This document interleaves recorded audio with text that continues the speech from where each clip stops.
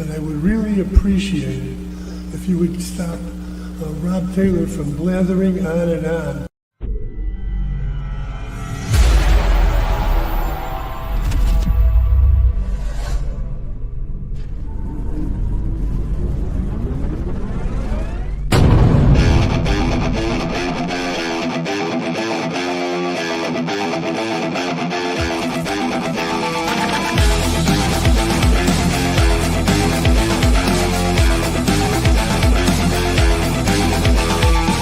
Opinions expressed by talk show hosts, callers, or guests on the Rob Taylor Report do not necessarily represent the opinions of the hosting platform, subsidiaries, sponsors, or possibly anyone else on the planet or the known universe.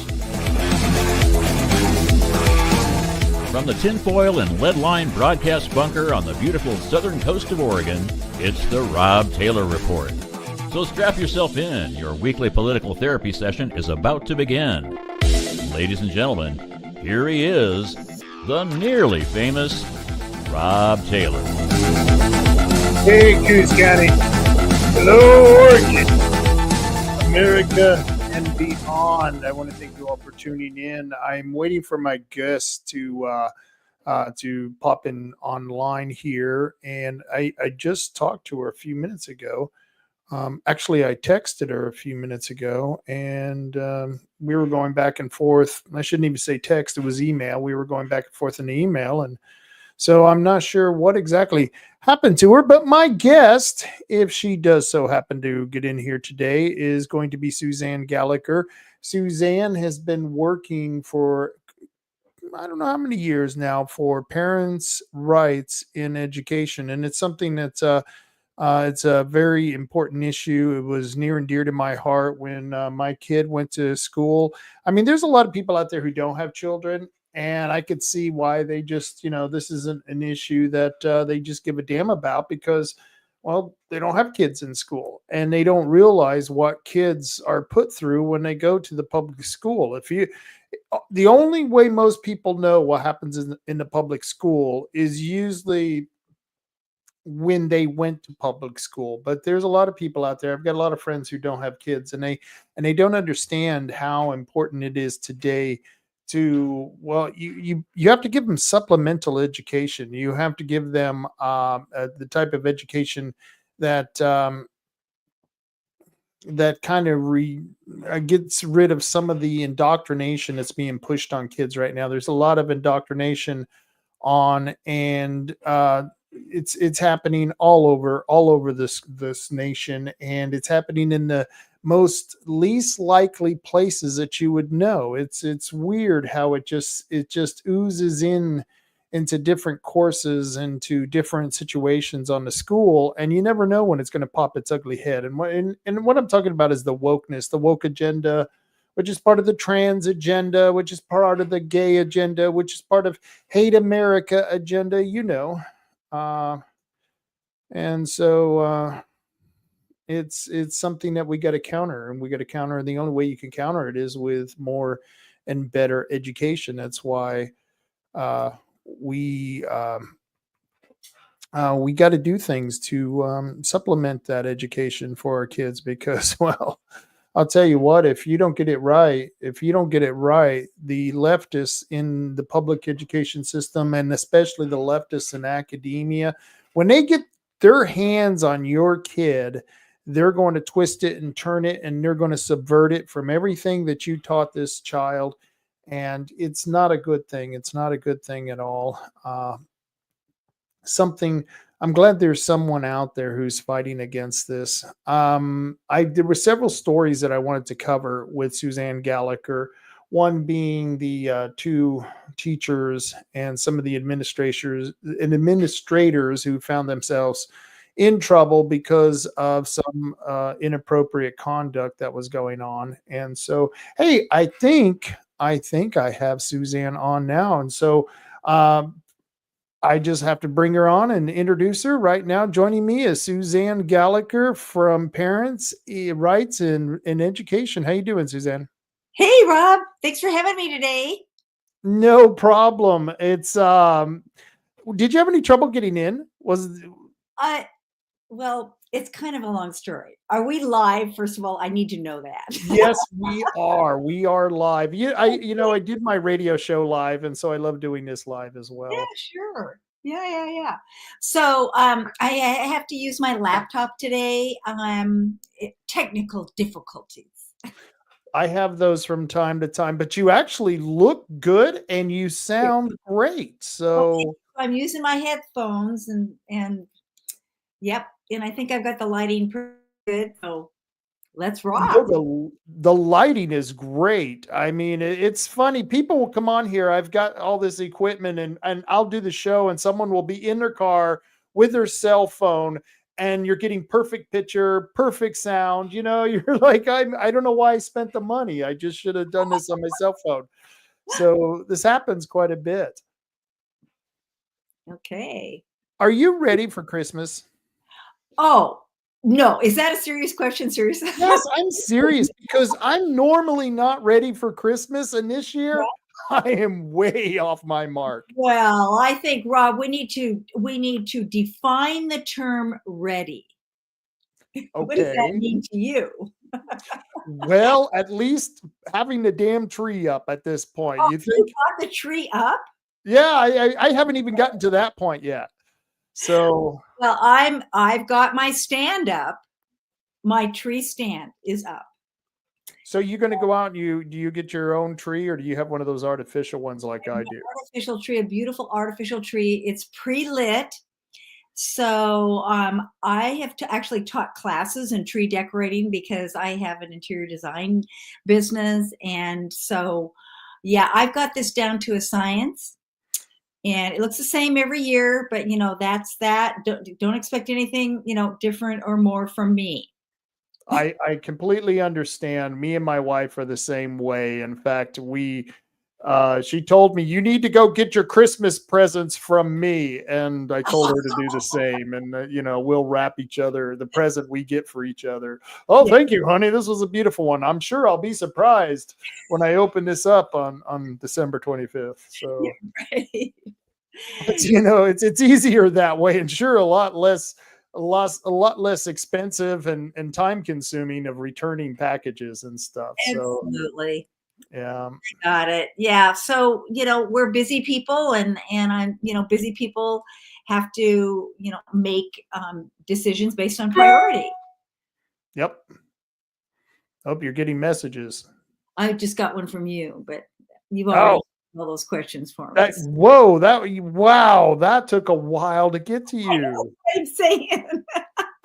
Wow, we were really off the mark. When it comes to my technology challenges, but I do have a new computer on order, and so I'll be ready, when it gets here, and then it'll be even better than ever. So at our next encounter, well, I'm just going to surprise you. All right. Well, that's a good thing. That's a good thing. So how you are the National Executive Director of Parents' Rights in Education. It's a growing movement. More people than ever before are concerned about their children going to school, public school especially, now with the indoctrination that's been exposed in the last 4 years. How is it on your end? Are you getting, is that movement still growing? Are parents still concerned or has people let it die down? Oh my goodness. So we are having tons of increase in our following. I do a podcast 3 days a week, and that is growing exponentially. We have more people joining us all across the country. They are signing up to be representatives in their local school districts. And even though we won a presidential election, and this has been on our minds for the last 6 months. So if we succeed in electing Donald Trump, who says he will close down the National Department of Education, is that going to take care of all of our challenges? Absolutely not. I wish it did. I wish it would. But for us in Oregon and all the other blue states, including Washington, California, Illinois, and on and on. Well, and of course, Maine. Maine is one of our most active states. Uh, Things are not going to slow down. In fact, the progressive left in all of the blue states are gearing up even more. So we have to take responsibility at the local level. We can't just elect a president and expect that that individual is going to make it all well. And he's only got 4 years, and this is a gigantic job. And we're talking about billions of dollars that are dedicated to K through 12 public education all across the country. So, yeah, I mean, and we're growing, and the issues, they get more ridiculous every day. So They do. I love your newsletter. Every time your newsletter comes out, it's like, oh, this is I'm horrified and entertained at the same time. It's just bizarre. And I love some of the latest stuff that has come out. But you're absolutely right about Trump. Trump's going to do a lot on a national level. I'd love to see him get rid of the Department of Education. But for Oregon, we went left. We got a super majority in the House. We got a super majority in the Senate. And what kind of bills do you think are going to come out? I mean, have you heard any word? No. Well, we get, we're on, email lists for the Department of Education, and we have several people who are advising us about what's going on. And the thing is, they're just going to bear down even more. All of our schools are filled with diversity, equity, inclusion policies and projects. Yeah. They have, in fact, I'm getting ready to record a podcast for next week. So people need to sign up for my podcast. There's no way I can memorize all this information. It's crazy, but the things that are coming down the pike have a lot of money behind them. Yeah. They are hiring people to fill positions, in those departments in every school district in the state. Not only that, but the Department of Education is functioning arm in arm, joined at the hip with the health department, Oregon, what is it? Oregon Health Authority, they call it. Yes, they have a lot of authority, actually. And so, our kids are being surveyed. They're being taught in kindergarten, about all their anatomical parts. I'm getting ready to report on a new, I guess you would call it a wrinkle or a program, a project coming out of Minnesota, where they're creating dolls, literally gender dolls for kids to interact with. They're actually avatars. They're on media. They're not actually live. They're not a doll you hold in your arms. They're called gender dolls, and the kids can create their own image of who they are, who they really are, online. That's It's weird. just That's so weird. sick. No, this is sick. It's seriously sick. Well, yeah, they're called gender dolls, and they teach kids that their identity is valid no matter what parts they have. It's starting at age 5. This is the thing. Last time I saw you, Rob, I had that, that big poster showing, what they're kids, and people, honestly, it's really frustrating to me when they say, well, they would never do that. That can't be happening. You're a crazy woman. This is not going on. Yes, it is. People, it is going on. What they are teaching our kids, with these dolls, the kids can mix and match anatomical features like genitals and internal organs. Oh my gosh. Perceive gender identity. This is ages 5 through 11. The school paid kids as young as 5 to participate in an activity with the dolls. Now this is in Minnesota, but it'll be available across the country. University of Minnesota's National Center for Gender Spectrum. Gender Spectrum Health. Did you know that there was such thing as Gender Spectrum Health? No, I thought we all just had health. I thought health was just a general thing for humans. Yeah, but Rob, I'm sorry to tell you, the whole definition of the word health has completely changed. Yeah. So we have to always ask people. There's another term that just gives me the creeps: care. They talk about gender care. Well, if you care for someone, you don't encourage them to go through this kind of so-called treatment. Right. And these customizable dolls come in different sizes, shapes, ages, and skin tones. Of course they do. Kids can also mix and match anatomical features like genitals and internal organs to reflect their perceived gender identity. They also have a website, of course, promoting it, gives an animated description of the dolls. There are lots of different ways to be a girl, a boy, or anywhere along the gender spectrum, says the narrator.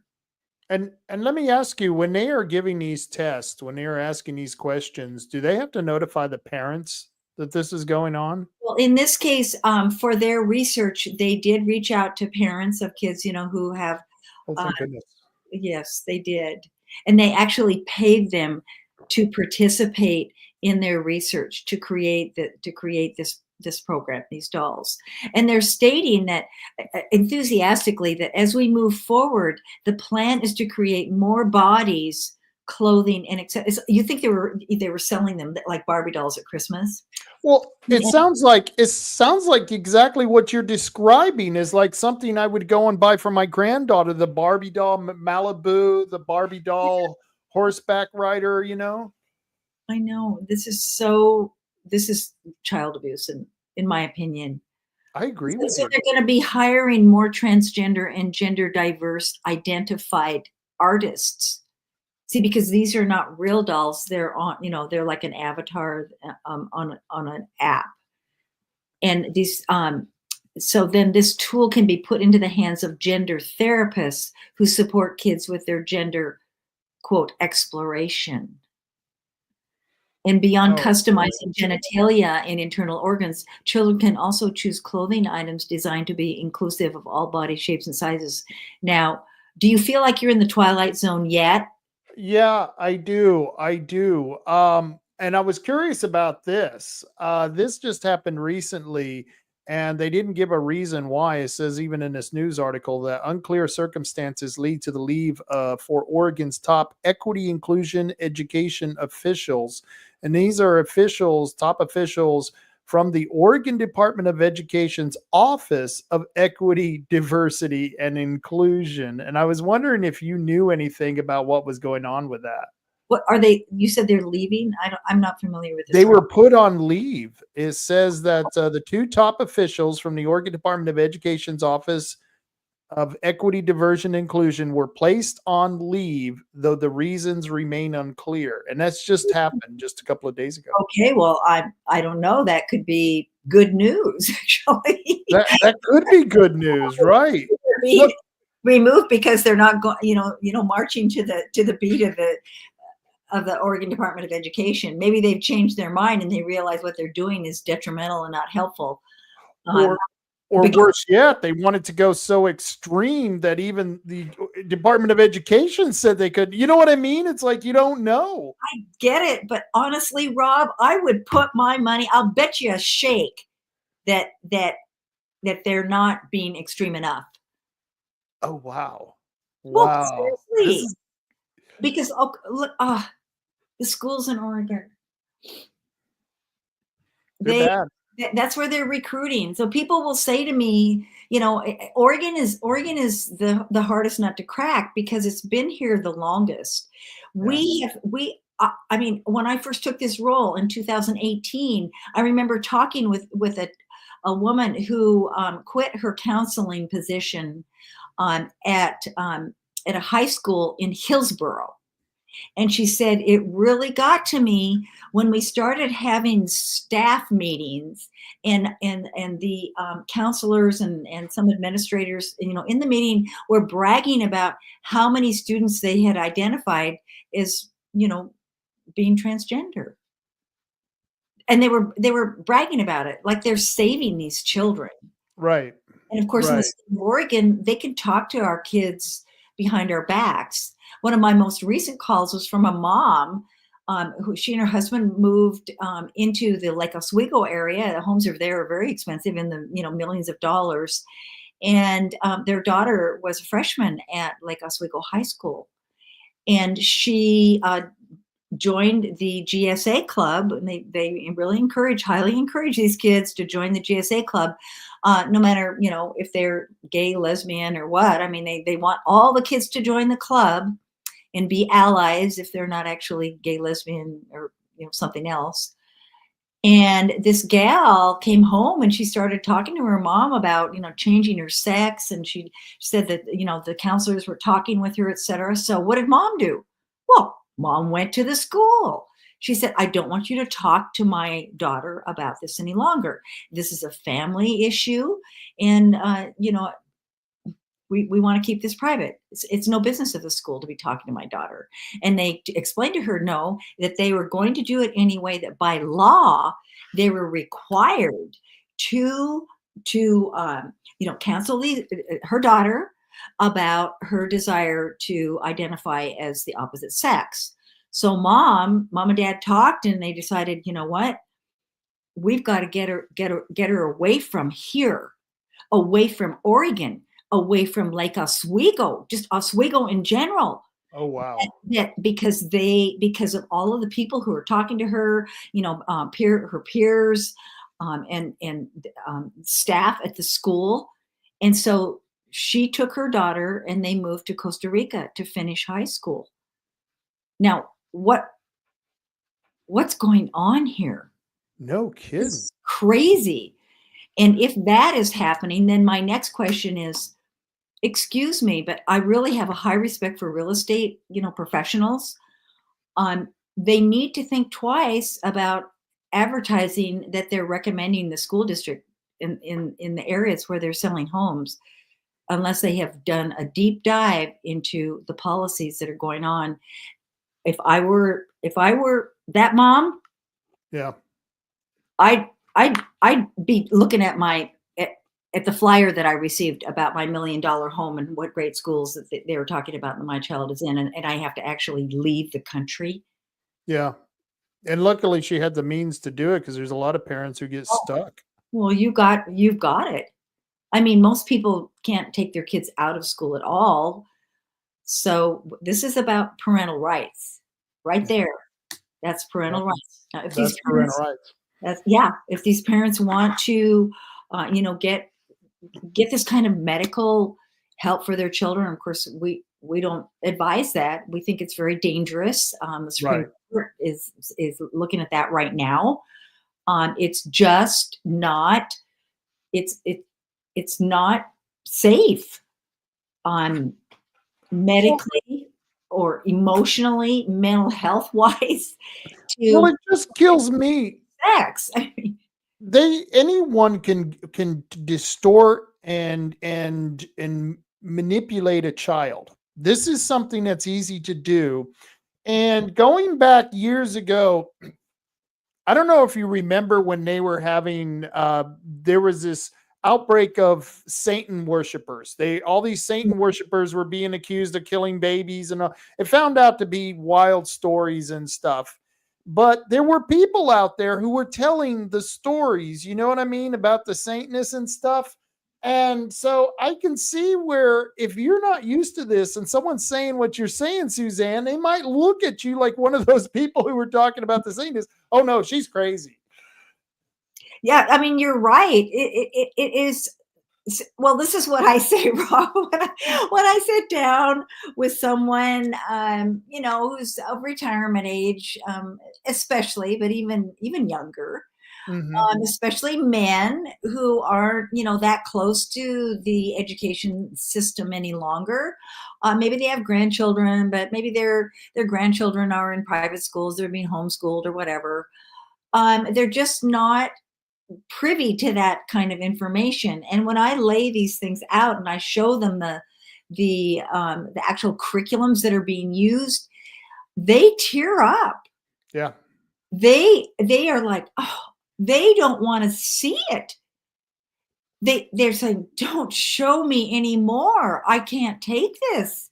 Yeah. And this is content that's being shown to 5-year-olds, and they're telling them, "Oh, there are as many genders as there are stars in the sky. Right. Which You which can, is you can be, nonsense. yeah, you can be whatever gender you want." And guess what? And this is in the curriculum. There is a flag for every gender. Isn't that cool? Of course, of course. And there's probably a pride flag in the classroom to back up the Yeah, whole thing. and then they get a survey maybe a couple years later, maybe not when they're 5 do they have to fill the survey out, but a little bit later, the Mhm. Oregon Health Authority is surveying the students to find out how many students are identifying. And these are kids who have not gone through puberty yet, Rob. They don't even know what it's like to be fully man or woman. That was my big warning about Oregon Health Authority. It's which is basically Obamacare. That's the federal Obamacare, that's dollars Mhm. that come down.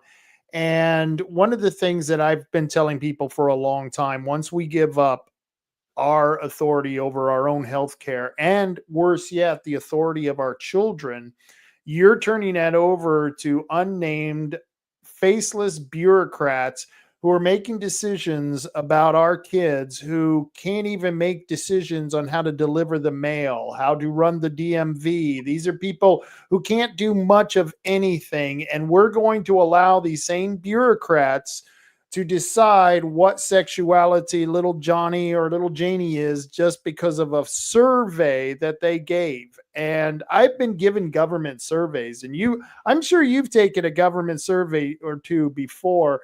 And I can tell you what, you can't derive much from the questions they ask, but they do try to put a lot into the picture. You know what I mean? Oh, yeah, and so they do present these kids, with a lot of questions that are very personal. And the stories that I get, because I do interviews with progressives, with progressive journalists, and they'll ask me about, they'll say, well, don't you think, that one person going to the school board is asking for books to be removed from the library? Don't you think that's overreach? Well, number one, overreach only applies to government. You can Google it every day of the week, and nothing will come up when it connects citizens to overreach. Citizens cannot overreach. That is a Right. term that applies to government. So, number one person going to a school board and asking questions about curriculum is not only um, good and okay and not overreach. It is the responsibility of every governmental agency, especially, and if they have a board, which most of them do, they have boards, and the boards are elected representatives of the community. Those individuals have a responsibility to listen to everyone who comes to the microphone. Yeah. Okay. So there's no such thing as citizen overreach. There's only government overreach. And secondly, they talk about experts. They say, well, don't you think we should be listening to the experts? Well, if you tune into some of the testimonies, and I'm reporting on that this week and last week about the Supreme Court, and we'll continue to report on that, because the arguments coming from the left are really curious, and they don't hold any weight. They're not based on fact, but they are being listened to, and they actually believe these arguments themselves, which is Right. also which is also like, how can these people be believing this, that even that it's good to take a healthy child, physically healthy, and give them um, hormone injections of, there's another drug that they give them to stop them from going through puberty, stop Right. from a normal and natural progression in their physical development, to stop that, to put it on hold, that's not going to be harmful to them down the road. And these young people who start then taking high levels of opposite sex hormones, that they won't be acting differently, thinking differently. It messes with you big time. And Yeah. young women, I mean, all of this is so dangerous. And it reminds me, now I'm going to date myself, but I'm okay with that. Because with longevity comes experience. Right.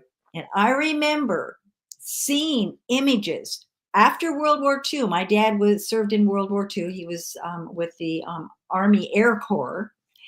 After that, there were a lot of television programs featuring the horrors of the Nazi prison camps and what they did to the Jewish prisoners who Right. were in those camps. And there was a physician, his last name was Mengler, I believe. Remember that? Dr. Mengler? Yeah. Mengele. Mengele. And Mengele did experimental experiments, medical experiments on patients. And I remember looking over my parents' shoulders while they were watching this on TV. Of course, they didn't know I was watching. I just snuck into the room. I couldn't see. And I'm like, what? And there was a photograph, and I'm sure we can Google it now, of a man who was pregnant.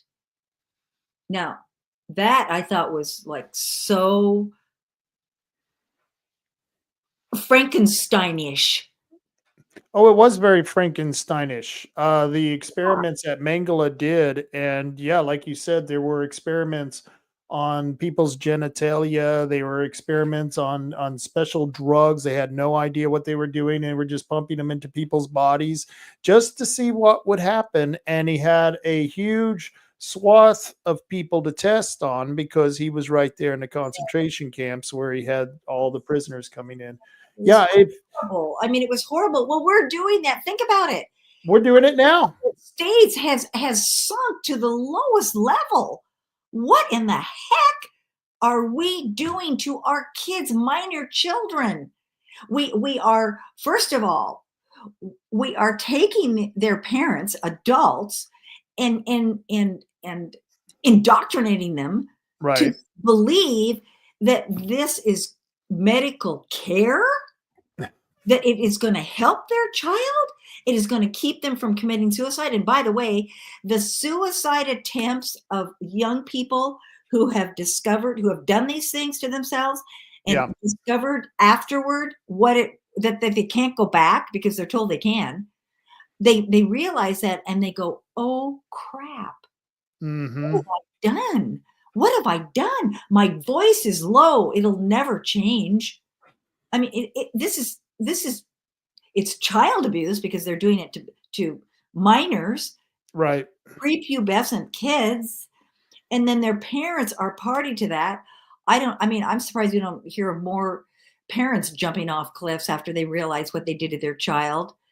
And it is not only sanctioned by government, it is promoted by government because in Oregon specifically, the government is paying for it, not only for our own citizens in our state, our residents, but offering it to anybody who comes into the state and wants it.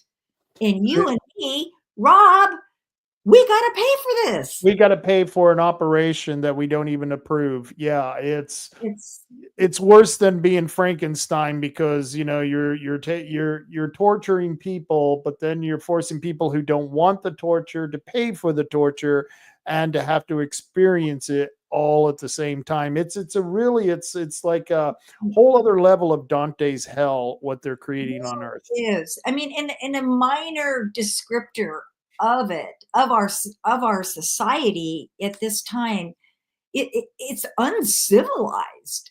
I mean, at the very least, I just it was funny. I got sent, and it's probably coming up soon, but here in America, they have a stop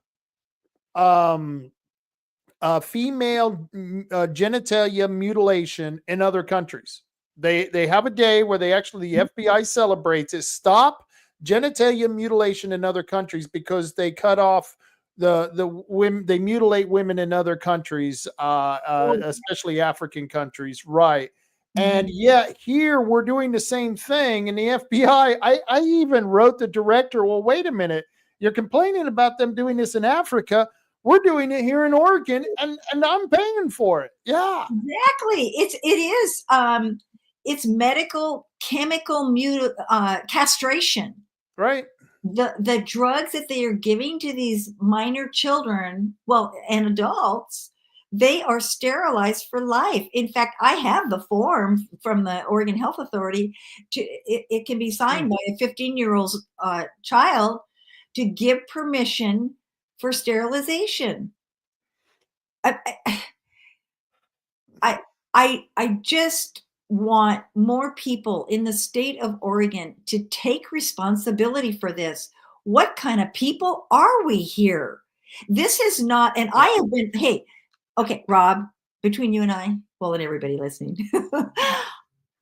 people think they say, and I'm talking about Republicans and Republican leadership, they think I'm some fringe far right nut. Yep. What? We're not making this stuff up. It is Right. just go on the internet. Look it up. Go to OHSU Gender Clinic. This is happening, and our public schools are the conduit. They are serving these kids up and many times without their parents' knowledge or permission, to OHSU for these surgeries. Yep. They are getting them Uber rides to Planned Parenthood. Yeah, by the way, they're giving them free chest binders. This is what more than once, more than 10 times, I've heard from parents. They're talking to me and saying, "Hey, yeah, I didn't know my daughter was even part of the GSA club. I didn't know. I thought she was going to an art group after school." Right. And then one mom, she was giving her daughter a back rub, and she said, "What are you wearing?" Because it was this stiff, really strong, elasticized garment she had on.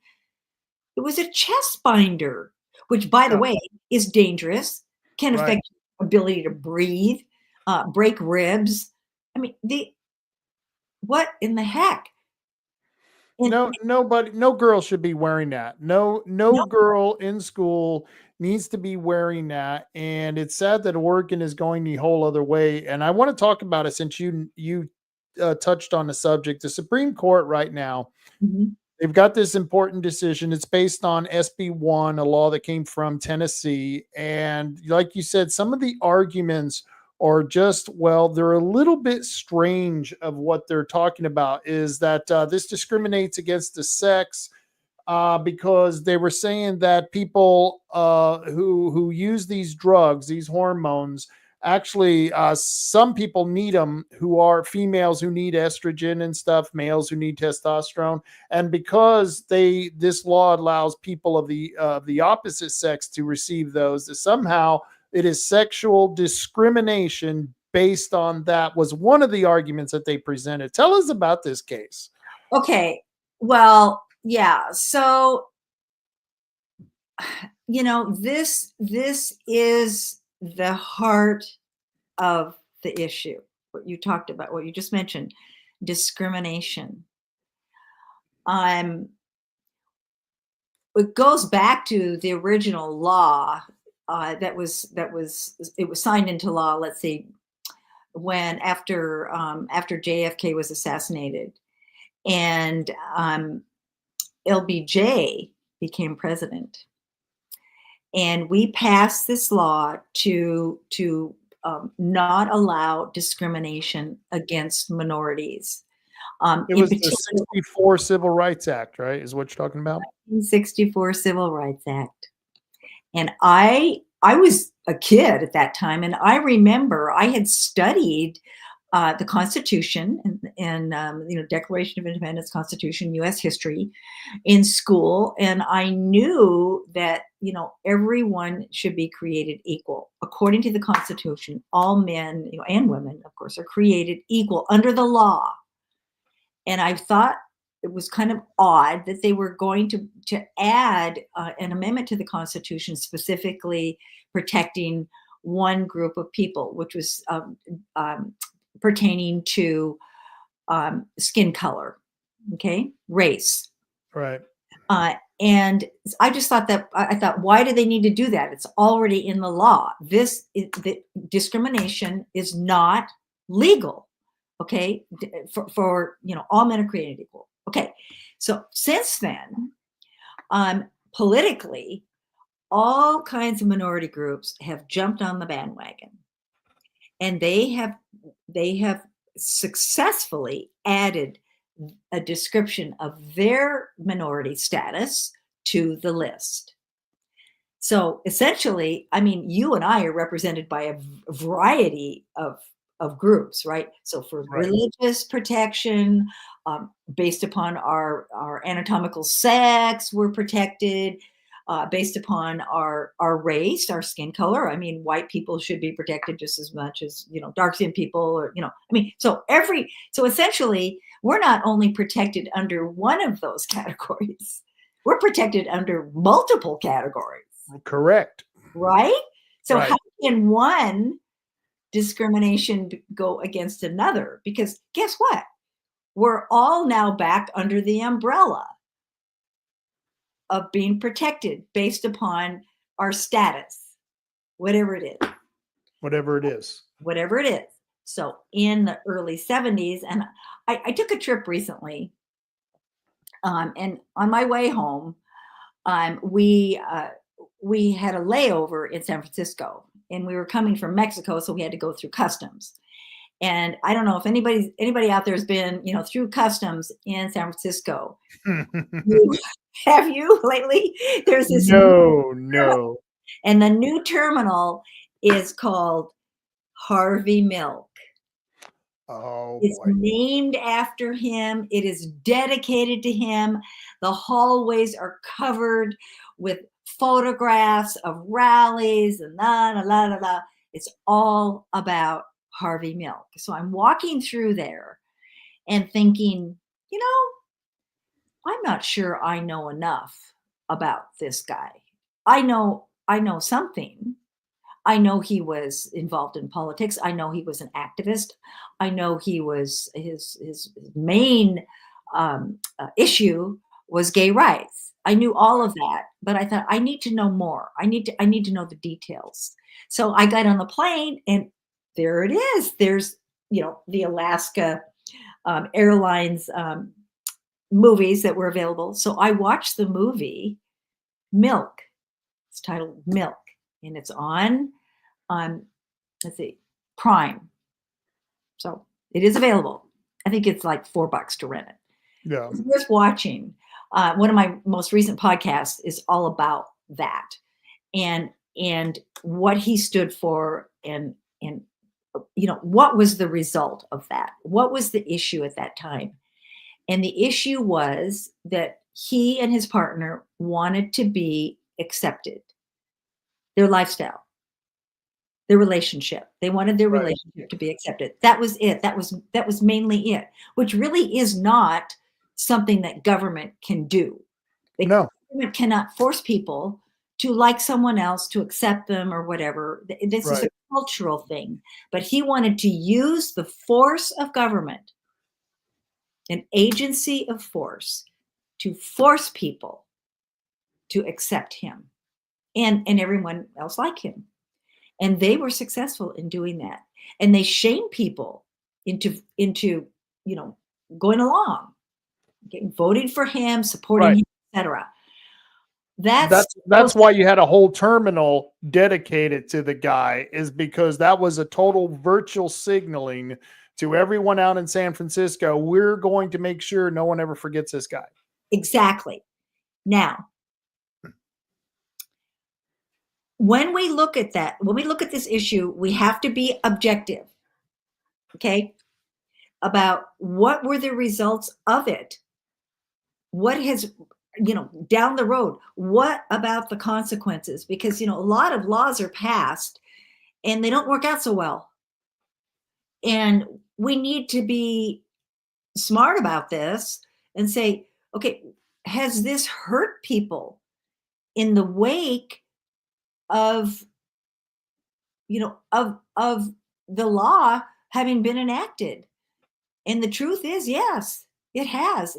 And at that time, That was in the 70s. And at that time, 77, 76, 77, 78, right around there. And by the way, he was martyred. He was murdered by a conservative who was also Right. serving on the city council in San Francisco at the time. And that wasn't a very good thing. Don't, assassinating someone is not a good idea. It never solves the problem. In fact, Fire on you, it'll become even right. worse. Which It'll only become even worse. it'll get, and so it did. And now what are we looking at? The subjects that are taught in schools now, the through the Gay Rights Initiative, they've gone too far. They now are dominate curriculum, Yep. activities. We have in September, when the kids first come back to school, the entire month of September is devoted to Gay History Month. They celebrate Jeez. International Transgender Day. This is, we get reports from all over the country, but Oregon, okay, this is going on in our schools. They tell the kids, wear your favorite rainbow outfit to school on Monday. It's International Transgender Day. Then that's Monday. Well, then Thursday is National Coming Out Day. Right. Okay, in a grade school, Right. out. Well, okay, guys, I'm going to stop right here. We need to come out. Yep. We need to come out, and not about our heterosexuality, but about whoa. Where do the civil rights of alternative lifestyle populations Right. negate the rights of parents? They don't. And the way that it's being allowed to do so, that's the problem, is that we've got a court system that's allowing these our rights to be taken away. Look what they did in Texas to that guy, and I forget his name. He was just recently. Jeff. Yeah. Jeff Younger. That's it. I believe it's that. Yeah. Yes, I've interviewed him. We endorsed him. He ran for state representative in the state of Texas. He had twin boys, and he and his wife separated, and his wife decided that one of the twins was really a girl. Right. Oh, and so she, after they divorced, she moved to California where she could transition her son, and he is now 12 or 13. I mean, I just feel for this man, because he has tried and tried and tried to get legal custody of his child, so that he's not, they don't stop him going through puberty, and try to make him into a girl. And Right. but when he would watch his son, he'd take both the boys, and the one son that his wife was trying to transition at that time, she would dress him up in dresses to go to school, but he would dress him as a boy and play with him as a boy and refer to him as a boy when he was with him. I mean, talk about confusion. Talk about confusion. And how much of this stems from a divorce gone bad, and now I'm a man-hating ex who's going to do everything I can to make sure that my man's son is not going to grow up to be a man, because I hate them now. Right. Yeah. So back to our situation. People are shocked when I share with them, and it's very simple, why the state of Oregon is teaching 5-year-olds about body parts and gender identity. They are doing it under the anti-discrimination law. They are claiming, it's very simple, that if they don't cater to these kids, offer them instruction on changing their sex, or offer them instruction about all these different lifestyles and tell them that they can be all these different things, that if they don't do that, they are discriminating. Mm-hmm. Okay, so they're doing it under the anti-discrimination law in the state of Oregon. Okay. If I were in the legislature, I would submit a bill to not teach sexuality at all. At all. At Right. all, because now they have given us, hey, Rob, no choice. Right. We have no choice. Based upon the laws in Oregon, there should be no teaching of sexuality in our public schools, period. Because they're using the anti-discrimination law to teach them anal sex, oral sex, everything under the sun. Right. Beginning at age 5, there's no age appropriateness. Right, which is catering to perverts out there. That's what kills me is they're catering to they're taking the most vulnerable people in society. They're twisting their minds so that, instead of just taking the survey thinking, this is my sexuality, this is what I think about sex, to the point where you've got the guy on the park bench in the trench coat who now has a kid who's been basically riddled with all of these questions and stuff, who isn't going to be surprised if some weirdo starts asking him the same exact questions. Rob, if your neighbor showed your minor child, remember up to age 18, yep, the images that the teachers are showing these kids in our public school system, you could charge them, you could report them, they would be charged, arrested, and spend time in jail and fined $10,000. But because of a law that was passed quite some time ago, should be repealed, the obscenity exemption. So child pornography is a crime in the state of Oregon. If your neighbor or some stranger walking down the street is showing your child these things, engaging in discussions about sex with your minor child, that individual can be charged. Okay? And they would be convicted of breaking the law. But when the public school teacher, activist, just reading a book and showing your kid these things, that they are protected by Oregon law. They've got immunity.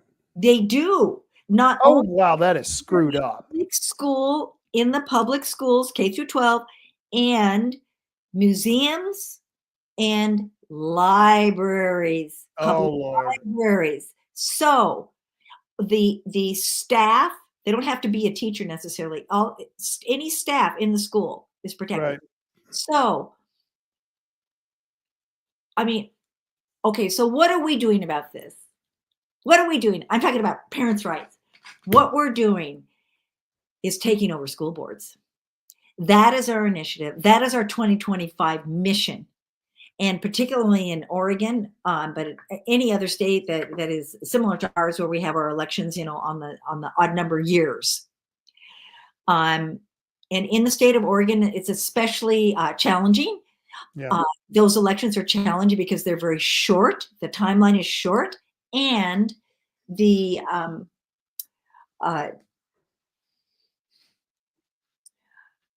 candidates are considered to be nonpartisan.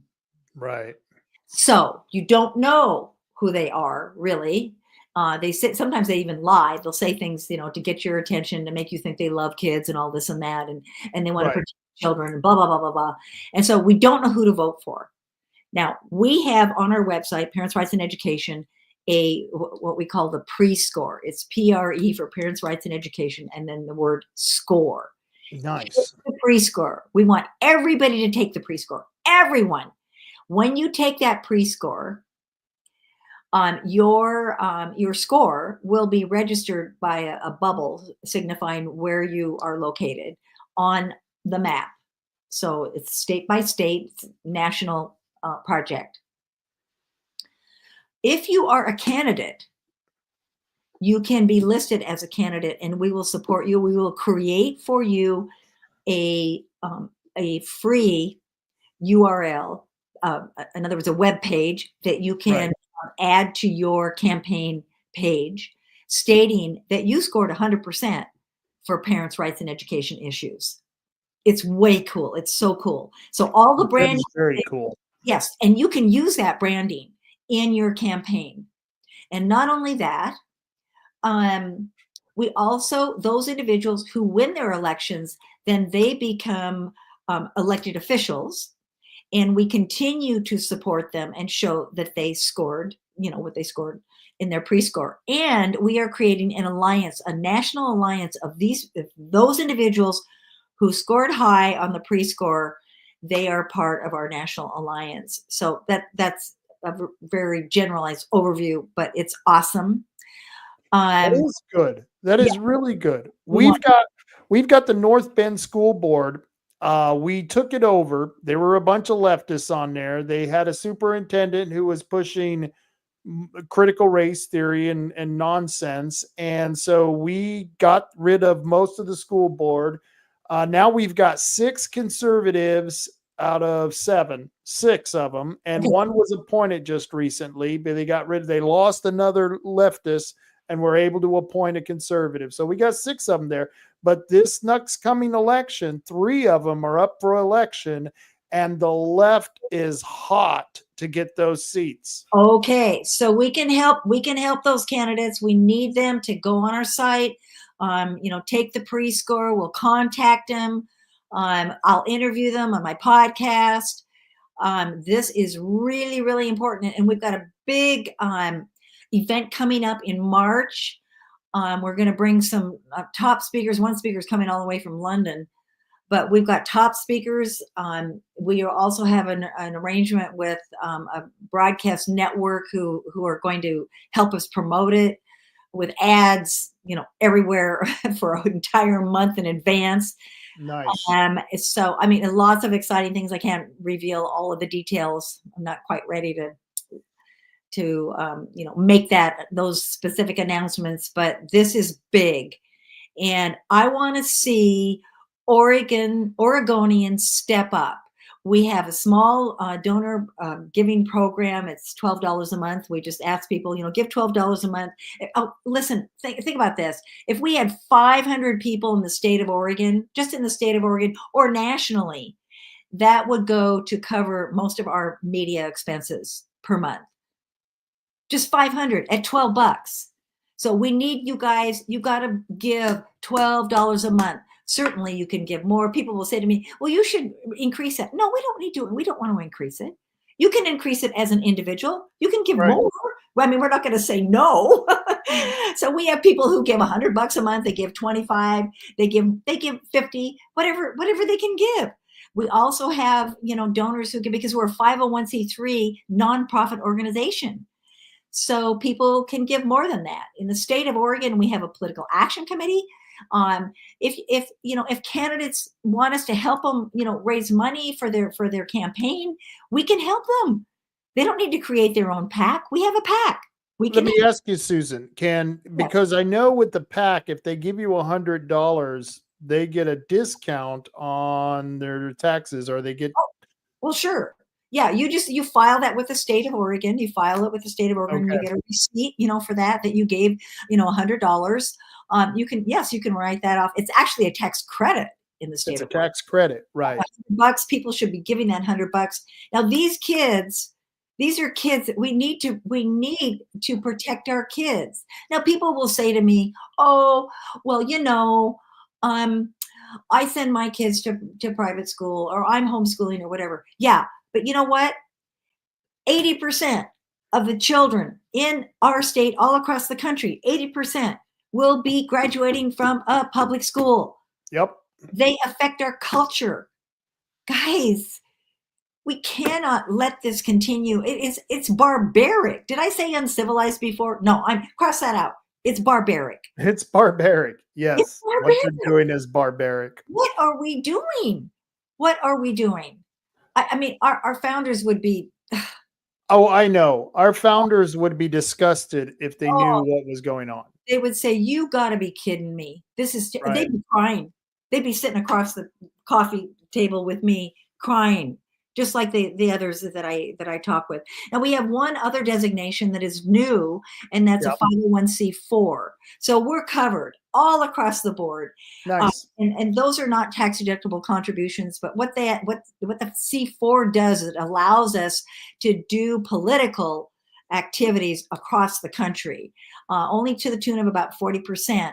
But those contributions are going to help us to help candidates all across the country. And the people who give, we don't have to report their names. They can be anonymous. So, I mean, it's a great way to support our cause. And that's a good way to do it, to go across the board. We were considering doing a 501c3 or C4.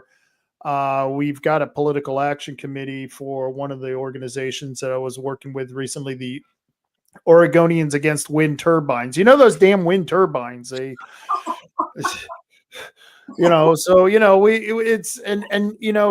get so much of that stuff. It's like, I get tired of creating another organization to fight this nonsense, but I got your website up, Parents' Rights and Education, and I encourage people to go there, parentsrightsandeducation.com. But I do have one quick question that was a subject I wanted to cover. And this goes back to the education system where they're creating they're making vulnerable children even more susceptible to being victims of perverts. But in the St. Helens School District, from what I understand, there were some perverts there. Can you tell us the story? Because I only read the newspaper. What happened? Okay, so I pulled the story up. I reported on it, I think, a couple of weeks ago. Mm-hmm. So I just wanted to have all the facts in front of me. And this was an article. I'm not sure which publication it was in, but so what happened there was, it started with TikTok, which is, I think that's so fascinating. There's good in everything, right? Right. To a degree. So what happened was there was this TikTok user who is a St. Helens alum. So, maybe just out of high school. And that led to detectives identifying an alleged victim in the comments of one of the videos. So there was a video, and then people were commenting, and usually, I mean, those kinds of things bring it out in you. If you were a victim and you see this being addressed, just even in a TikTok video, you're gonna raise your hand. You're gonna say something.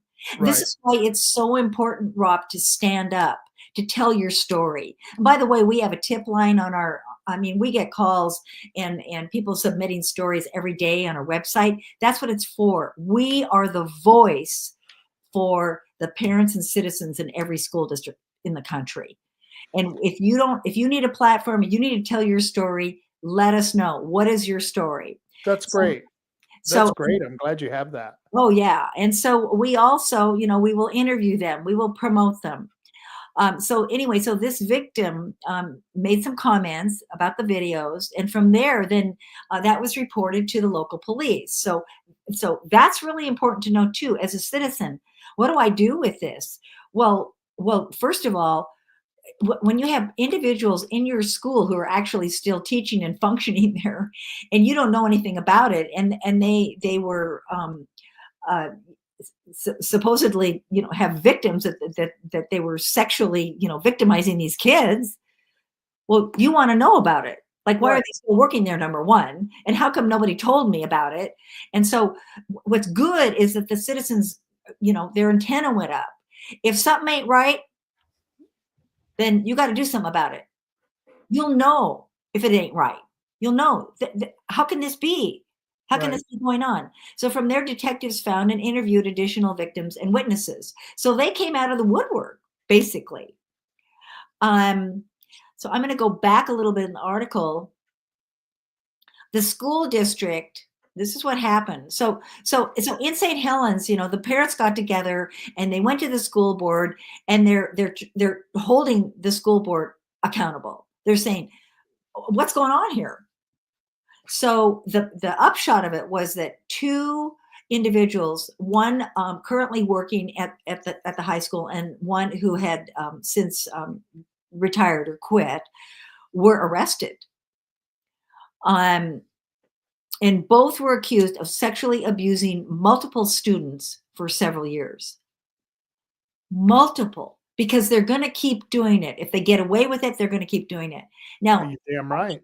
okay, so top law enforcement officials in Columbia County stated that the St. Helens School District received allegations that 2 high school teachers sexually abused students over a period of several years, and they failed to share the information with authorities. When I say they, the administrators in the school, they kept it quiet. Oh, wow. Oh my gosh. So St. Helens acting police chief Joe Hogue said that his department subpoenaed the district in October this year and found historical reports made by students detailing allegations that the district had not previously disclosed. So it was documented in their file. A police. So you wait a minute. So you're saying they actually had reports, previous reports that the school didn't even bother notifying the right. the law enforcement. Oh my gosh. Because see, they don't, and we get these kind of calls from that school districts are either they're making some excuse. Kids have been sexually abused by their peers, like Right. in the bathroom during school time. Sodomy. Yeah, that goes on in the school. And then then this was in a middle school where that occurred. It was one of my first phone calls, and it turned out that the students, they said, well, the students, it was consensual. Okay, so they never told the parents, and it went on all summer after that. Oh wow. They were one contacted the other one via this was Hazelbrook Middle School in Tualatin. Okay, so they apparently school staff saw the students having a conversation between one another to hook up in the restroom, the boys' restroom during school class time, and they did nothing about it. They saw it. They didn't call the parent. They didn't go like, "Whoa, wait a minute, this isn't good. We need to get the parents involved. This has got to stop."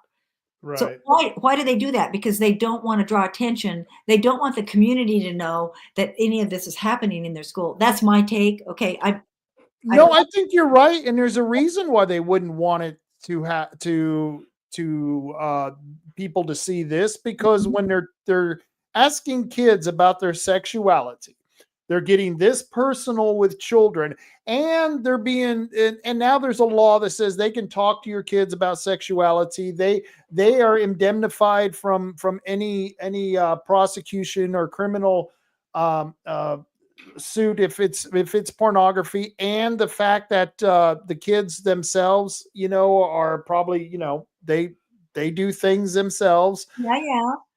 So Obscenity exemption, add all this up.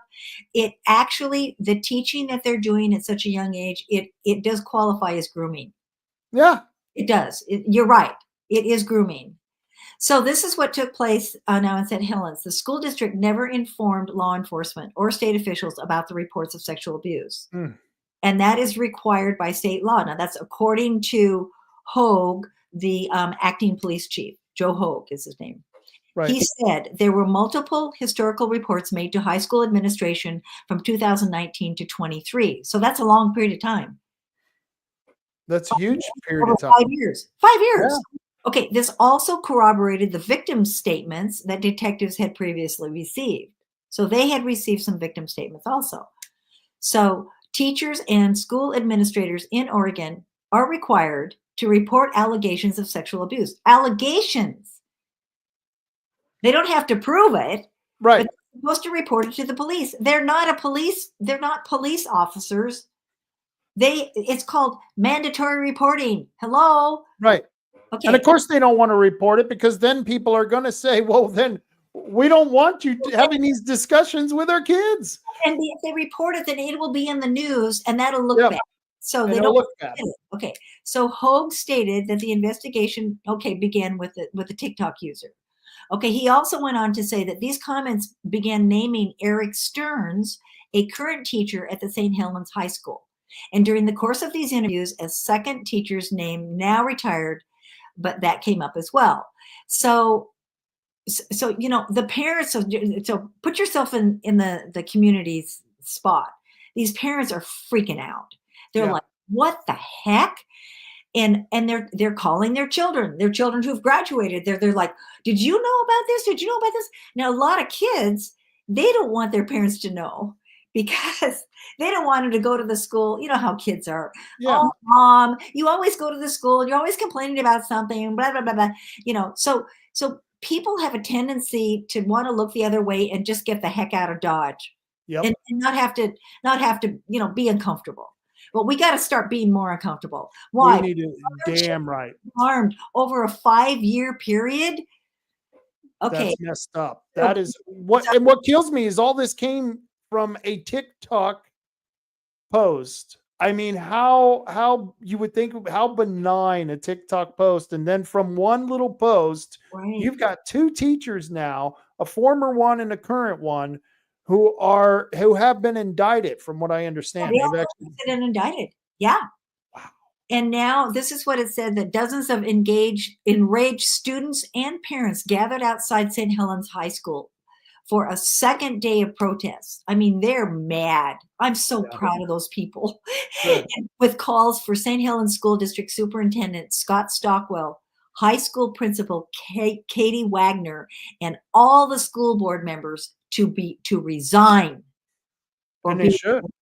Yes, and the school board voted unanimously to place Stockwell on paid administrative leave during an emergency board meeting. This was a couple of weeks ago. The board said it would vote on a replacement in the next meeting. So the thing is,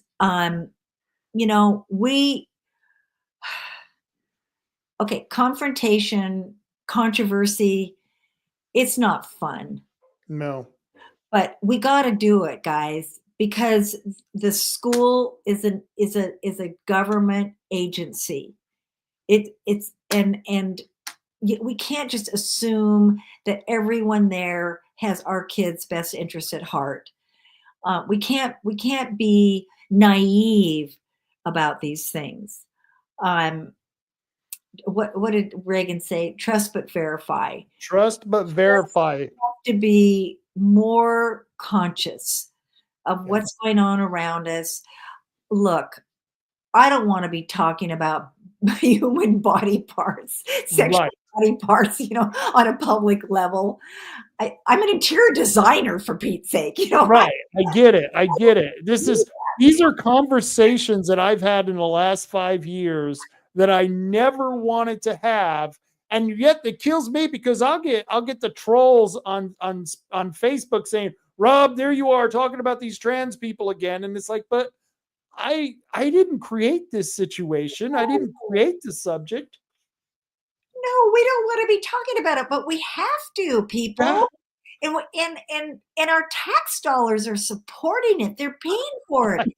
I just know. some random one person. Right. Now it's ensconced in state law. And, now we've got menstrual freedom. That's another thing, tampon Tim, in the national election. I don't know. Do Oregonians realize? Right.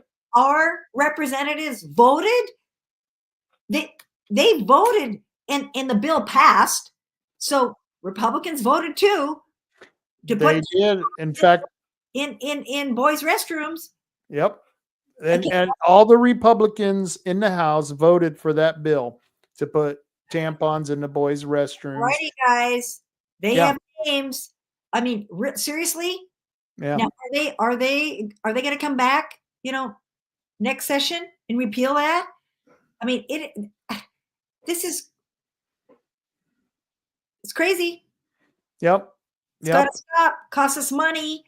Okay, do you want your 11-year-old or a 10-year-old daughter in middle school? Listen, I've got a photo. I'm gonna text that to you. It's a photo of a poster that was created by a middle school student during, during, it was last year, during Menstrual Freedom Week, or, when they were challenged. The kids were challenged to make Right. a poster. They had a contest. And I have a picture of the contest winner, a poster that was on the hallway side of the classroom door, featuring a sanitary napkin with blood on it, and it said, "Go with the flow."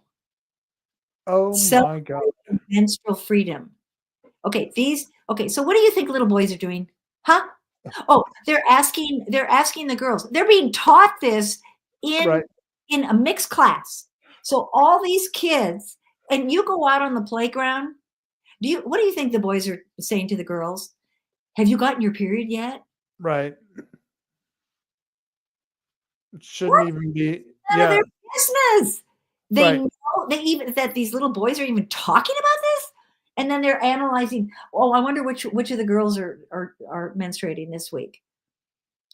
Seriously, what is the And, mental people? and here's the thing. Okay, we don't want to be having this conversation. We are having this conversation, but then again, our children now are having these conversations because they're bringing it up on what was it called? Menstrual freedom. Menstrual freedom. It's a thing. Okay, so first of all, the term it's bogus. Right. There's no such thing. I mean, there's some, okay, number one, modesty. Number two, personal responsibility. And the young woman who testified in Salem for the committee that was sponsoring this bill talked about how she got her period and she wasn't prepared, and she was asking all these people, and nobody could help her. She didn't have her sanitary protection, blah, blah, blah, blah, blah. I'm thinking, this is not for the government. The Right. government that is not the role of government to provide women sanitary protection. No. It's I and mean, to think it's a right and declare right? freedom, Mhm. a freedom day. I thought it took menopause before you actually had. I remember Ma going through menopause, and believe me, you were like, wow, that was a hell of a time. You have to earn this stuff. I don't get these people. You have to earn this stuff. Now what? Are we going to be expecting, the government to provide us with toilet paper? Yeah. Okay, Why not? why not? I completely agree with you. And guess what? Just before, and I've read through all of the documents, all about, menstrual freedom. You guys can look it up. It's on the internet. The Department of Education has all this information.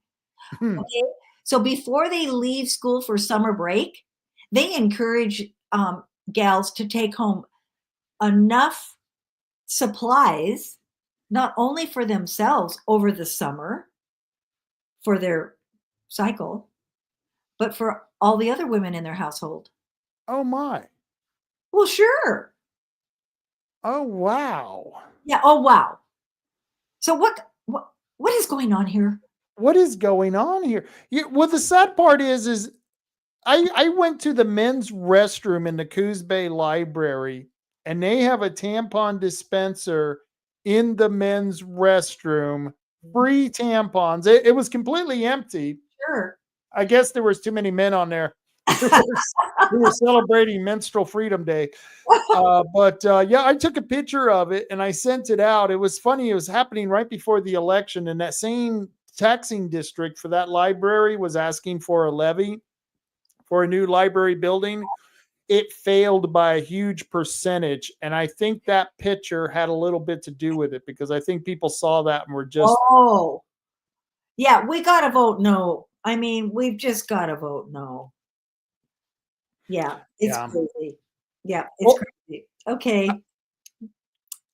I want to thank you for coming on. I appreciate this. This has been a blast. Thank you. We'll do it again sometime, because Do it again, Rob. you got it. It's been too long. And I got in case anyone who wants to see parents' rights and education, I've got it on Rumble and X and on YouTube, of course. It'll be out there if people want to see it. And please, if you got money and you're looking for, the $100 deductible, you can still get it. Give it to parentsrightsandeducation.com. And anything you want to say before I get you out of here? Oh, well, we are in a big fundraising push right now because we need seed money, to put on our big event. And, this is an important issue. It is not some fringe thing. It's not some far right nut job, woman who doesn't who doesn't like sex. Believe me, that's not the case. Right. This is serious stuff. This is about our kids, guys. And, we've got to say no. And I talk to so many individuals who they're looking for good charities to contribute to. This one should be at the top of your list. Give generously. I've given over this last year over $15,000. I don't take a salary, so I'm not out here begging, for you to cover my salary. Right. I don't make money doing this, and I would just appreciate it if you would see. Not necessarily you, Rob, but your listeners. If you have money that you need to make sure goes to a charity, because otherwise the federal government will take it anyway. Yeah. Please consider giving to Parents' Rights in Education. We're a national organization, but we're headquartered in Oregon, where it is the worst of any state in the union. We are ahead of California by 6 years, ahead of Washington State by 11, ahead of Illinois by 13. It is bad here, and we need help. We need you. We need you, and we need your group doing what you're doing. And I appreciate it so much because I feel like Oregon's the tip of the spear for this weirdo-ness in the schools. I swear. We are the poster child. In fact, that's the reason that the teachers union is so strong here. And that's why they come out. They come out with guns a-blazing. Well, but they're starting to wet their pants now. Good. We are winning school board elections. So this is what we got to do. It is a winning program. Absolutely. Thank you. Thank you, Rob. Thank you. Have a good one, and Merry Christmas. Okay. Okay. Merry Christmas. Thank you. Bye-bye. Bye. And that was Suzanne Gallagher. That was a wonderful show. I really enjoy talking to her because all those things that you kind of hear about, but you hear about it off in a distance. You read the news articles, you see the headlines, and then you have someone like Suzanne who comes on here and is able to tell you basically what she's living and experiencing right now. So I would recommend, if you want to get involved with a good group, Parents' Rights in Education is the place to go. parentsrightsandeducation.com. Go check it out. They have a lot of different places where you can take surveys, take quizzes, where you can check out what they're doing, what they're dealing with right now. And it's your kids. It's literally what we are going to be living with 5, 10, 15 years down the road as far as citizens in our community. What do we want these young children to be? What do we want the school system to put out as far as a quality product, as a quality student? And this sexualization is going to lead to bad things, folks, because, you mess them up when they're young like this, you may never get them back. You may never get the chance to get these young people back. We may lose them, and we may create all kinds of new neuroses, psychoses that psychiatrists are going to have to be dealing with decades down the road, because we have really messed with these kids' minds. And I hope that it doesn't come out as bad, and that's maybe kids aren't as vulnerable as we think they are. Maybe they're more resilient, but it doesn't matter. We need to give them that fighting chance, and we need to stop this nonsense of sexualizing children. It's not working, and you can get involved. You can find out more. Parents' Rights in Education. And we're going to be having the school board up for election all over this county. Every school district is going to be having an election coming up in May of next year, I believe is when that happens. So be ready. So, January, February, March, the beginning of next year, which we're not even 30 days away. We're not even 30 days away. And the next campaign season is upon us. We haven't even gotten through the Christmas season or the holiday season, and the campaign season is upon us, folks. And if you want to have a way to make a difference, get in touch with Parents' Rights and Education. Let's see, Alex Bowser, he says, just look at what we got now. They have had our kids for years, and look at what we got. I tell you what, and there's a lot of reason to look at these younger generations and be, wow, I don't know how we're going to move forward as a society. But Alex, there's a lot of good kids out there. There's a lot of good, decent kids who see the bullshit that we, the parents, we, society, are pushing on them. They're out there. And, I don't want to down on a whole entire generation because the education system has screwed them over. Hopefully they'll see through the nonsense. I mean, we all saw through the nonsense. We saw through the nonsense when the government was telling us kids all kinds of crazy stuff back in the 70s and the 80s. I mean, we saw through that nonsense. Hopefully kids today see through that nonsense as well, and they'll move on. But I want to kind of change the subject right now. I want to change the subject to the offshore wind. Yes, we're still trying to break wind. Yeah, we're still trying to break wind. We just won the election. Yep, we got 60% of the people who voted in this last election told the Bureau of Ocean Energy Management to go pound sand. That's right. They told the voters of Coos and Curry County, told the Bureau of Ocean Energy Management, we don't want you here. We don't need you here, and you should just leave. But they won't take the hint. And now the Department of Land Conservation and Development, which is an Oregon agency, it's the Department of Land Conservation and Development is the worst Oregon agency there is. And we got a lot of bad agencies. The Oregon Health Authority, one of the worst. But the DLCD is where we get a lot of our land use laws and regulations, and they shouldn't be coming out of a central committee. We should be allowing the different counties to practice and land use laws themselves. The state needs to get out of the way of developers of the counties so that we can use the natural resources we need. And part of the reason we can't use these natural resources is because of the Department of Land Conservation and Development. If you want to know why there's a housing shortage, partly because of the Department of Land Conservation and Development. I don't even know why they have the word development in there. They should be calling it the Anti-Development Department. It's more like they don't want people to develop Oregon. No. They are against development, but they are now in the offshore wind energy business, I guess, because now they're going to be doing this roadmap roundtable meeting. This is the third meeting in this series, and it happens on December 19th at the Mill Casino from 9 a.m. to 5 p.m.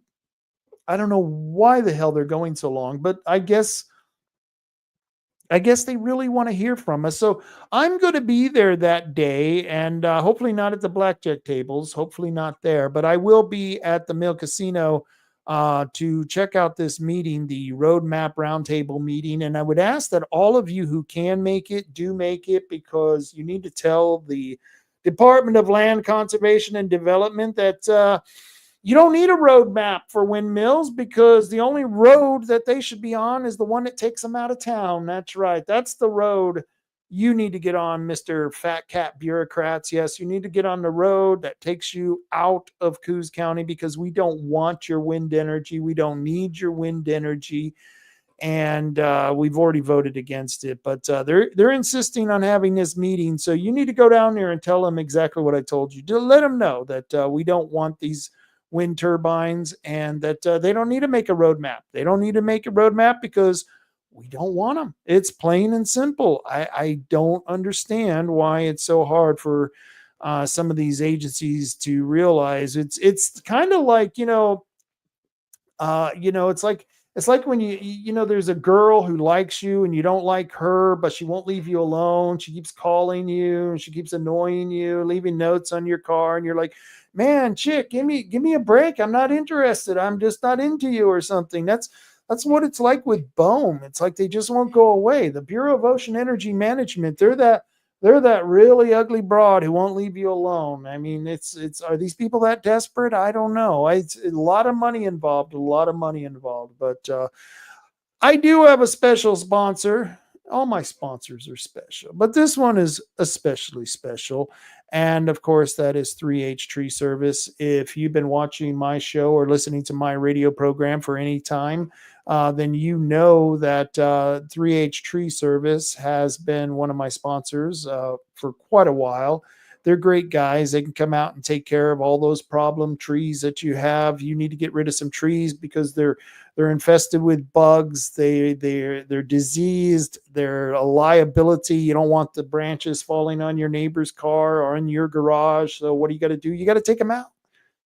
Yeah, you got to take them out. Yeah, you take out those trees. You call 3H Tree Service. You call Matt Holman at 3H Tree Service at 541-294-1800. Give Matt a call at 541-294-1800. 3H Tree Service. Check out their Facebook page. They got some really cool videos, and you can find out if they're playing Where's 3H Tree Service. They weren't playing today, but if you do want to get in on that action where they give away $50 to anyone who finds them, their location, their physical location, and where they're at. They usually do that on Mondays. They didn't get to do that today, but they'll still take your call at 541-294-1800 for 3H Tree Service. Tom and Gigs. Tim wasn't on the show today, but I saw Tim just last week. I saw Tim over at Tom and Gigs, and he was busy, a busy man over there. Which probably a good thing. Better to be in business. It's better to be busy. It's trust me on that one. 135 South Shoneman Street. You can check out Tom and Gigs over at 135 South Shoneman Street. If you need to get any of those tonneau covers, you need a tonneau cover. You need a light bar. They got some really extremely bright light bars. It's they got side rails. You need a muffler. You need to have your tires aligned. I know some of us need that. Some of us need our tires aligned. You know where you can get that done? Over at Tom and Gigs. Hey, Christmas is coming up. Did you know? First off, they got a contest right now going on where they're giving away one of their remote control cars, their RC cars. These are huge cars. They're like those big Tonka trucks. Remember the Tonka trucks that we used to play with as kids? Well, they now, you can go over to Tom and Gigs and you can get a Tonka-sized truck that's a remote control vehicle. It's really cool, and they have all the parts and accessories you need for your remote control vehicles. Got to go check it out. Really good stuff. And if you need a place to go get those a good Christmas gift for a young man or a young lady who likes to play with those remote control cars, Tom and Gigs is a good place to go. That's a good place to go and check them out. You can reach them at 541-888-4660. Once again, that's 541-888-4660, 135 South Shoneman, behind the car wash in Empire. Yeah, right behind the car wash. And of course, Herbal Choices. If you have some herbal needs, they got some Herbal Choices. You can get your cannabis needs at 5 different Herbal Choices locations. They have an Herbal Choice in Reedsport. Very nice store there. Very nice store. They got one in North Bend, one in Coos Bay, and one in Bandon. That's right. If you're driving south from down I-5 from Reedsport all the way to Bandon, if you got some cannabis needs, they've got your Herbal Choices.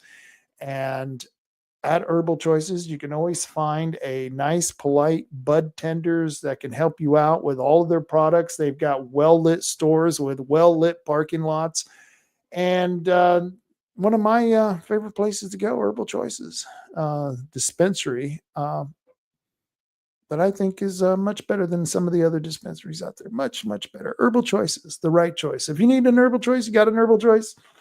well, then Herbal Choices is the place to go. That's what I tell you. Oregon Firearms Federation, completely throwing that subject off. Oregon Firearms Federation, you like your Second Amendment. I like my Second Amendment. They're the only no compromise gun group in Oregon, OregonFirearms.org. That's where you can reach them at. Kevin Starrett has been doing this for a long time, defending our Second Amendment rights. Oregon Firearms Federation. If you want to learn more about the organization, go to OregonFirearms.org. And they're not my sponsors, but I want to let everyone know, if you live in Bandon and you own a pistol or you own a trap shoot, the shotgun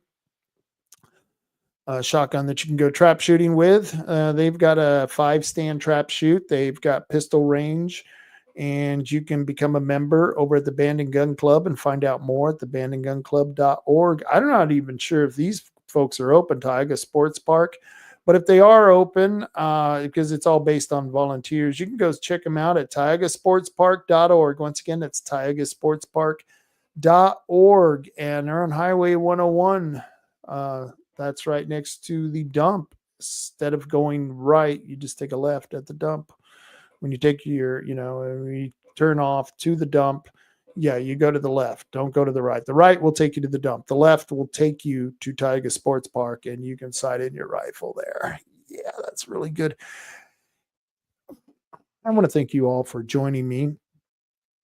It's been a pretty damn good show. Let's see if I got some... let's start some music. I always like to play some music. Yeah, it's that time of day right now. Let's see if we got some music here. There we go. What kind of comments do we have? I see someone's been commenting. Let's see. Alex Bowser says, looking forward to that election, Rob. Yeah. Got to look forward to all these elections. And we got to start planning a little bit better for these elections. You want to get involved, now's the time to do it. If you want to run for a school district, and I highly recommend it, not because it's rewarding, not that you make any money, not that anyone will thank you for the job because it's a thankless job.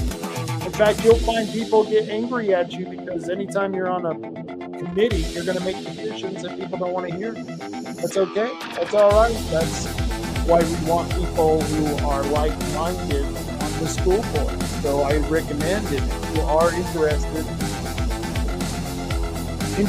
in running, well, go check out Parents in Education, or parentsrightsineducation.com. Parents Rights in Education. Let me see if I get that. Up there. Whoop. There you go. Parentsrightsineducation.com. They can take care of. They can help you out if you want to run for office. If you want to run for office, they can help you out. And I recommend it. Find some groups like Oregon Firearms Federation, like Parents' Rights in Education. If you plan on running for office, you got to find some groups who believe what you believe and see if you can endorse you. They can help you out a lot with that. They can help you with your campaign as well. You'll find new allies, and that's what you need. You need new allies when you're going and running for these offices, because the left, they got allies everywhere. It's amazing how well organized the is here in Oregon. We just need to become a little bit more organized. There's a little bit, and we keep an ass. And so I hope that some of you are considering running for office. Like I said, a thankless job, but somebody's got to do it, and we need good people in those positions. I want to thank you this week on the Friday Night Rant. Oh my, we're on location. Yeah, I'm going to be talking to a lot of different people. I got a lot of different people who will be coming on the show, so you got to check this out Friday night at 8 o'clock. Check out the show. It's going to be a little different. It's going to be unusual. And I'm probably going to be drinking a lot.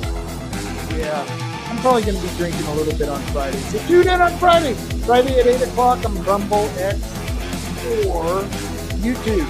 And I want to thank you all for tuning in. And until next time, you know what I always say, folks. Until next time, carry on, Coos County. Carry on.